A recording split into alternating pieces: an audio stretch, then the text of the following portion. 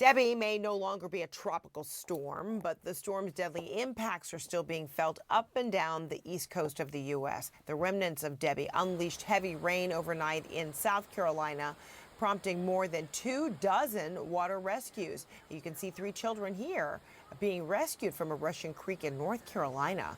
The Northeast is prepping now for Debby as more than 35 million people are now under flood watches. Let's check in with CNN meteorologist Elisa Raffa for the very latest on all this. Boy, Debby, give people a break already.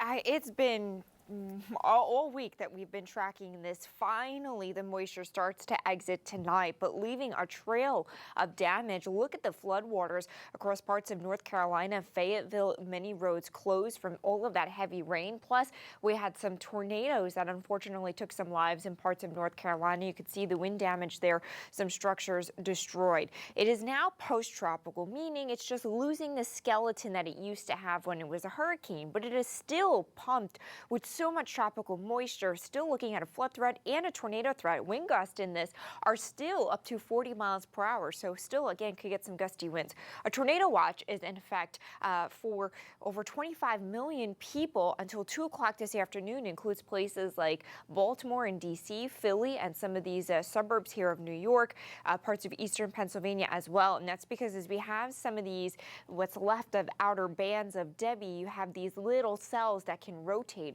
And we've been watching tornado warnings around the D.C. area and then headed up into Pennsylvania from this band right here, where we just had a tornado warning pretty much in the D.C. metro.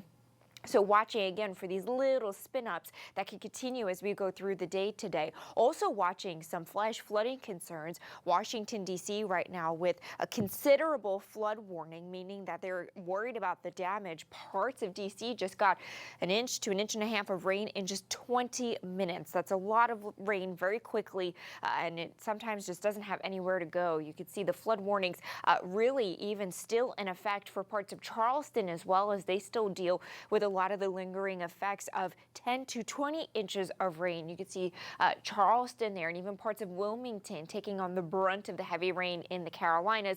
Today, though, the flood watches stretch up to the Canadian border, upstate New York, even parts of Vermont and New Hampshire, as we're still looking at up to 6 inches of rain possible in some locations. So the last of it continues to swirl up through New England as we go through the day today, again with some of that heavy rain. Still looking at some totals 3 to 6 inches possible.